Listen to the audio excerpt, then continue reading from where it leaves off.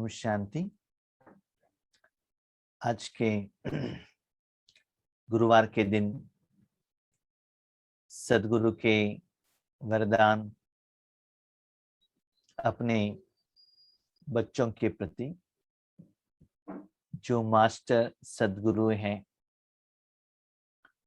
दुनिया को भगवान से मुक्ति, जीवन मुक्ति देने के लिए जो निमित्त है, उनके प्रति बाबा का वरदान है। विस्तार को सार में समाकर अपनी श्रेष्ठ स्थिति बनाने वाले बाप समान लाइट माइट हाउस भव। विस्तार को सार में समाकर अपनी श्रेष्ठ स्थिति बनाने वाले बाप समान लाइट माइट हाउस भव। हम ज्ञान समझने में विस्तार में जाते हैं। साइंस के साधन द्वारा देश विदेश की सारे न्यूज़ हमारे पास पहुंच रहा है। घर बैठे ही साइंस की साधन द्वारा जहां भी जो कुछ हो रहा है, सारा ज्ञान, इंफॉर्मेशन हम लोगों को मिल रहा है। उसके साथ जो हम मुरली सुनते हैं, ईश्वरीय ज्ञान का एक्सप्लेनेशन, वर्णन भी हम लोगों को मिल रहा है। लेकिन सच्चा सार विस्तार में नहीं है, सार में है। देखिए, हमारे आगे इतना लोग पाठ करते हैं, हम टेलीविजन देखते हैं, न्यूज़ सुनते हैं और अपने मन को कितना दुनिया में भटकाते हैं। लेकिन जरा सोचिए, बाप दादा इस दुनिया के सारे आत्माओं का पाठ देखता है। वर्तमान समय में तो मैक्सिमम आत्माएं भगवान को बुला रहे हैं, पुकार रहे हैं। उनका जो दुख दर्द भरा हुआ जो इनविटेशन, मांग भगवान को सुनाई देता है, फिर भी उसका असर बाबा में नहीं आता है। सब कुछ देखते हुए, सुनते हुए, जानते हुए, समझते हुए, पहचानते हुए भी अपना जो ड्यूटी है, अपना जो पार्ट है, सार में रहकर अपना कर्तव्य करता है। कैसे? लाइट माइट देने का, शक्ति और प्रकाश, ये दोनों देने का ही काम करता है। अपने बच्चे जो कर्म का फल भुगत रहे हैं, वो स्वीकार नहीं करता है। देखता है, दिखाई देता है, समझ में आता है क्यों हुआ है, क्या हुआ है, सब कुछ जानता है। फिर भी ज्ञान देकर, सहयोग देकर, जो भक्ति में है भक्ति का फल देकर, जिनसे सेवा लेना है सेवा लेकर, जो विनाश करने वालों को विनाश की चीज रेडी करने के लिए प्रेरणा देकर, तो समय के अनुसार जिनको जो देना चाहिए वो बाबा देता रहता है। इसीलिए बाबा कहते हैं, बच्चे विस्तार में मत जाओ, सार में आओ।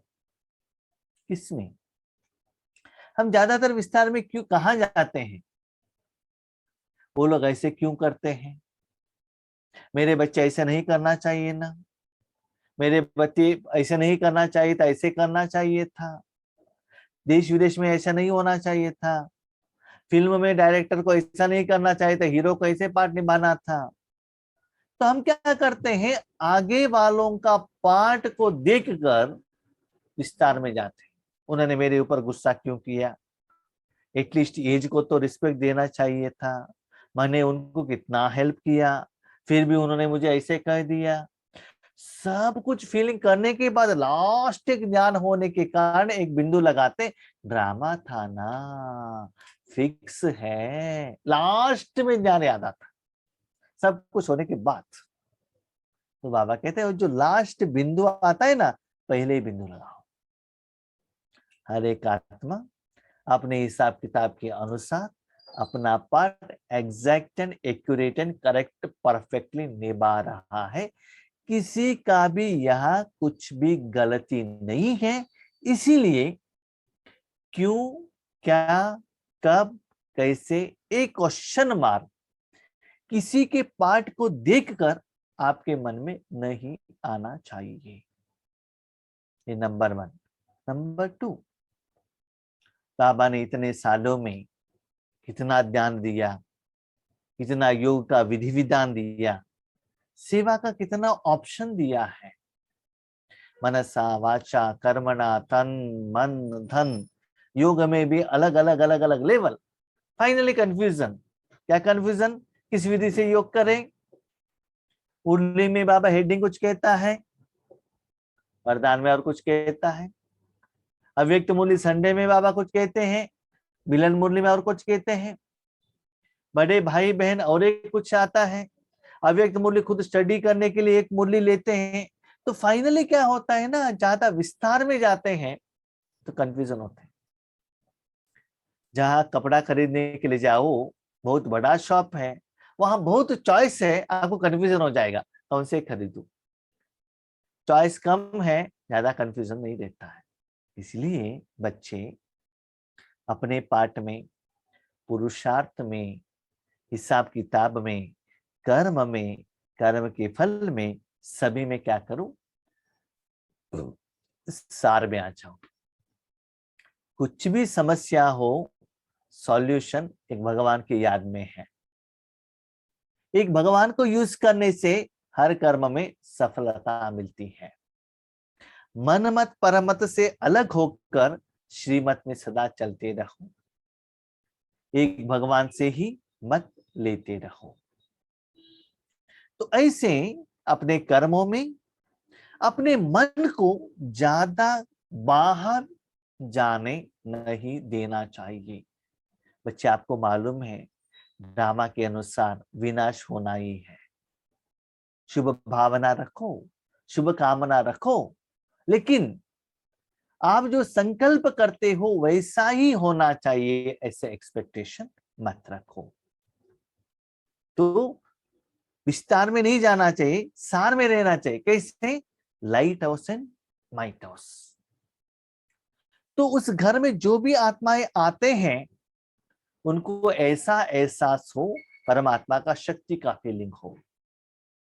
जैसे कि बाहर का दुनिया में धूप है, बारिश गिर रहा है और इतना धूल है, तो लोग क्या करते हैं, सेफ जगह के नीचे अपना प्रोटेक्शन लेना चाहते हैं।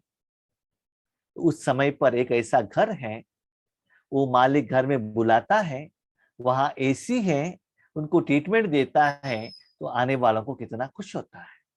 क्यों, बाहर का वायुमंडल कैसा है और अंदर तो कितना सुकून है, कितना सुख है। क्योंकि आज सारे मनुष्य आत्माएं पंच विकार के कारण इतना तरस पड़े हैं, इतना दुख दर्द का फीलिंग हो रहे हैं। आपके द्वारा उन लोगों का मन का एसी मिलना चाहिए, आत्मा को एसी मिलना चाहिए, इतना सुकून का अनुभव होना चाहिए। ऐसे लाइट माइट हाउस, जहां अंधेरा है वहां लाइट। जिनके पास शक्ति नहीं है, रूहानी शक्ति नहीं है, उनको शक्ति देने का। तो सैदा ऐसे दातापन, देवतापन होना चाहिए। ये आपका काम है। उसके बदले वो क्यों, ऐसे क्यों, ऐसा नहीं होना चाहिए था, ऐसा नहीं होना चाहिए था, ये आपका काम नहीं है। इसलिए स्वदर्शन, स्वस्थिति, स्वरूप। आपका स्वस्थिति क्या होना चाहिए, परस्थिति, पर और किसी का पाठ, शरीर भी पर है, ड्रामा भी पर है, उसमें मत जाना, अपने घर में सेफ रहना। गवर्नमेंट में क्या अनाउंसमेंट किया, देखिए बाहर कोरोना है, कोई भी घर से बाहर मत जाइएगा, जरूरत है तो ही जाइएगा, नहीं तो घर में रहिएगा। ये ड्रामा ने क्यों सिखाया, आगे भविष्य में इससे भी कठिन परिस्थिति आने वाला है।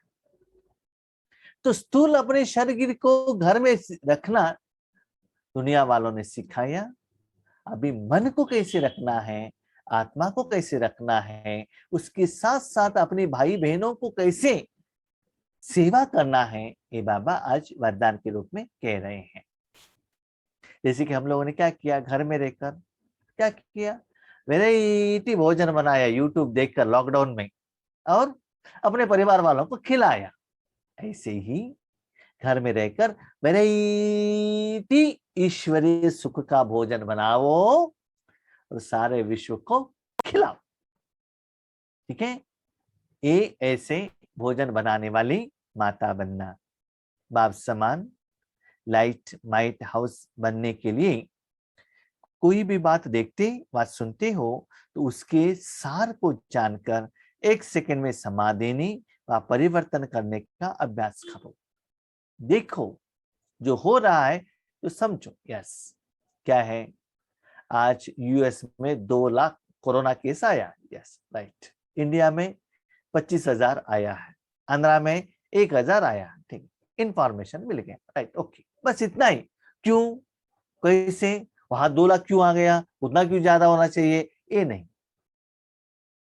वो सिचुएशन से, वो सर्कमस्टेंसेस से आपको क्या सीखना है, उतना आपने जानकारी ले ली, उसके बाद बिंदु लगाओ बस। हर सीन आपको कुछ ना कुछ अच्छा सिखाने के लिए आता है, चाहे स्थूल चाहे सूक्ष्म। लौकिक में टीचर क्वेश्चन पेपर क्यों देते हैं, क्योंकि फाइनल एग्जाम में परफेक्ट बने, उसके लिए तो देते हैं ना। तो हर सिचुएशन आपको टेस्टिंग पेपर है, प्रैक्टिकली ईश्वरीय ज्ञान द्वारा, अनुभव द्वारा, राजयोग द्वारा, शक्ति द्वारा उसको कैसे आप आंसर देते हो, उसके साथ में हर सिचुएशन में एवरी सेकंड में एग्जाम पास होते हो। कितना सुंदर बात है, 1 सेकंड में क्वेश्चन पेपर, 1 सेकंड में आंसर, 1 सेकंड में फल। तो every second morning to night question answer फल, क्वेश्चन आंसर फल, रिजल्ट आता ही रहता है। तो यथार्थ विधि से आंसर देते जाएंगे तो हर बात में आपको सफलता मिलता जाएगा। तो आंसर ये है, सदा लाइट माइट देते रहना।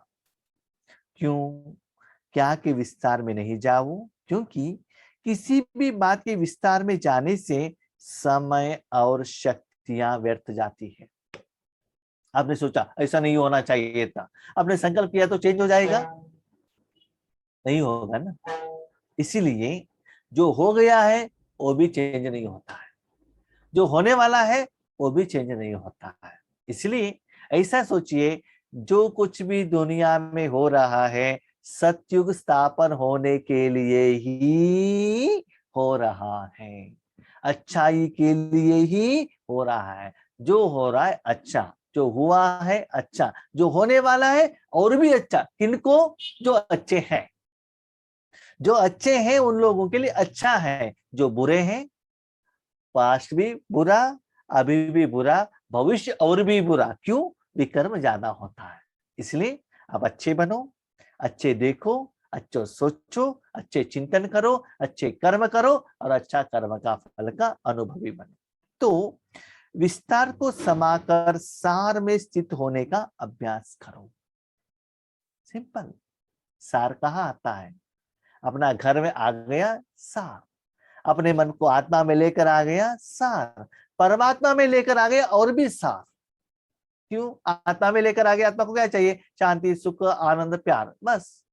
जैसे देखिए घर से बाहर निकला तो धूप है, व्हीकल है, ट्रैफिक है, बारिश है, पानी है, पसीना है, एक्सीडेंट हो सकता है, ये देख लिया वो देख लिया।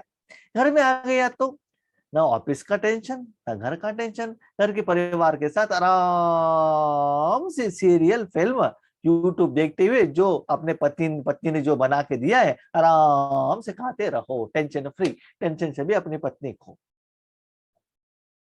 तो वैसे ही अपने मन को भी परमात्मा में रखकर वो सुख का अनुभवी बनो भाई और बहनों, वह ही सच्चा सार है।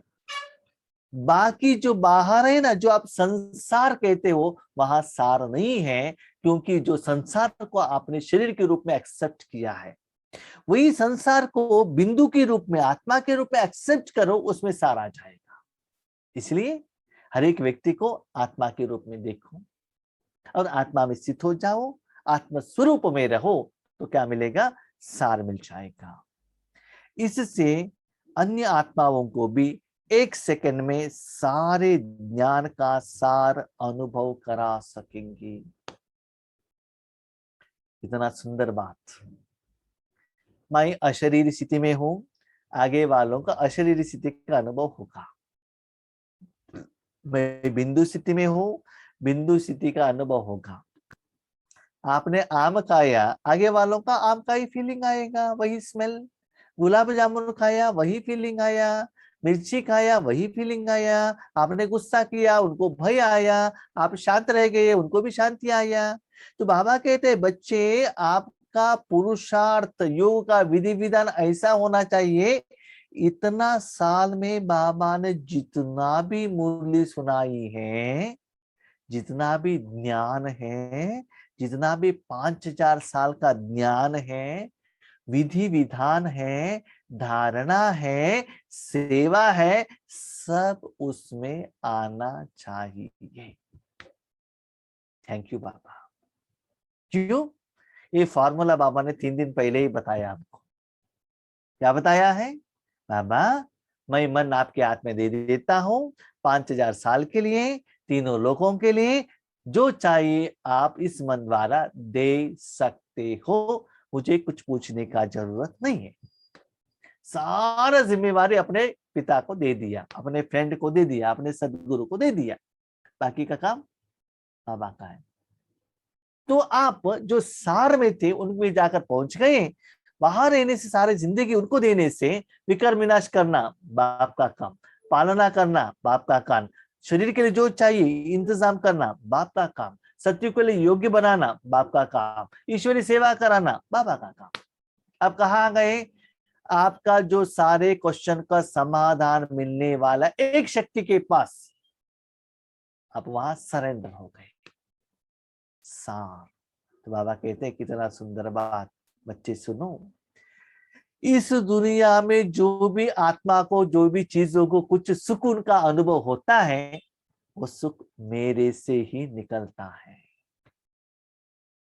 हवा का जो फूल में जो खुशबू आता है, फ्रूट्स में जो टेस्ट आता है, आत्मा में जो सप्त गुण है, सत्युग त्रेता युग में जो भी आत्मा ये पंच तत्व जो अनुभव करते हैं, सब कुछ भगवान का ही शक्ति है, वहां से निकलता है।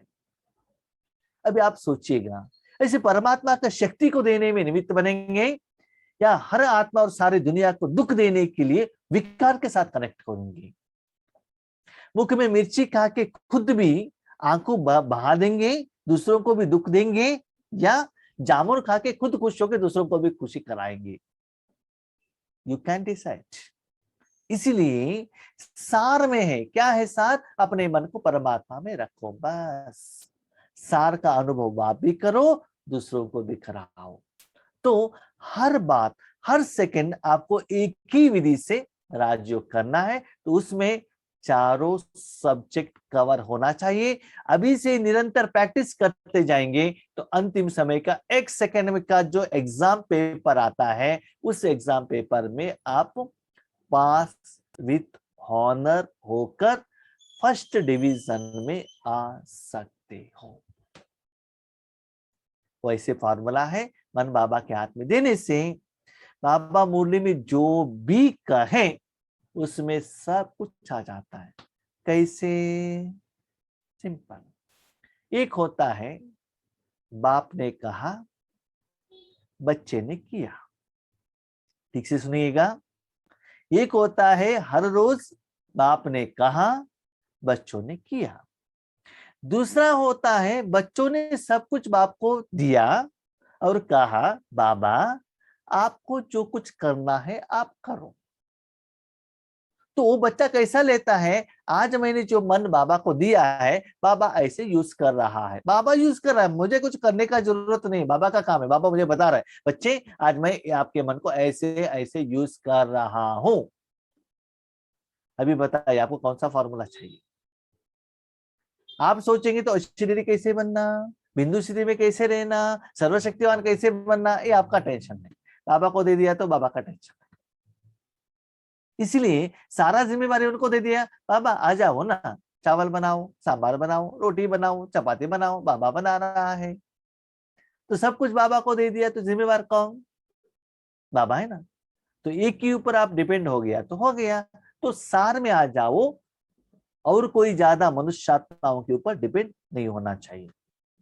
तो ऐसे करने से क्या होता है, उसका रिजल्ट स्लोगन में बाबा बता रहे हैं, अपनी वृत्ति को पावरफुल बनाओ तो सेवा में वृद्धि स्वतः होगी। ऐसे एक ही वृत्ति को पावरफुल स्ट्रांग निरंतर बनाते जाएंगे, उसका असर सारे आत्मा पंच तत्वों में आएगा, तब सेवा ऑटोमेटिकली वृद्धि होती जाएगी। वृत्ति को, जैसे कि कोई भाई बहन अपने ड्यूटी को ऐसे परफेक्ट करते हैं, सारा दिन वही सोचते ही रहते हैं। एक बिजनेसमैन रहता है या एक ऑफिसर रहता है, सदा एक स्टूडेंट रहता है, एक कोई गाना गाने वाले, इतना सीरियस लेते हैं अपने वृत्ति को, पावरफुल। तो वैसे ही बाबा कहते सेवा, सेवा माना ईश्वरीय कार्य जो ईश्वर करता है। तो निरंतर ईश्वरीय सेवा के बारे में ही सोचते हैं, उसकी तरफ ही अटेंशन रखते हैं, तो क्या होगा, पावरफुल होगा और सेवा में भी फास्ट वृद्धि होता रहेगा। आपको घर में भी देखना है, बच्चों को भी पालन पोषण करना है, बैंक में भी जाना चाहिए, ऑफिस का काम भी करना है, बेटी के शादी के भी सोचना है, तो बहुत कुछ काम रहेगा। तो क्या होगा, किसी एक के ऊपर आप अटेंशन नहीं रख सकते हैं। इसीलिए सेवा में जो एक्सपेक्टेड रिजल्ट्स आना चाहिए वो नहीं आता है। तो आत्मा का एनर्जी एक ही काम में एक ही बार ज्यादा रखने से रिजल्ट्स भी अच्छा मिलेगा और सफलता भी मिलेगा। जैसे कि जो पढ़ाई कर रहा है सिर्फ पढ़ाई करना है, सीरियल भी देखना है, क्रिकेट भी देखना है, ईमेल भी देखना है, पढ़ाई भी देखना है, उसके साथ मिक्की बॉस भी देखना है, तो नहीं होता।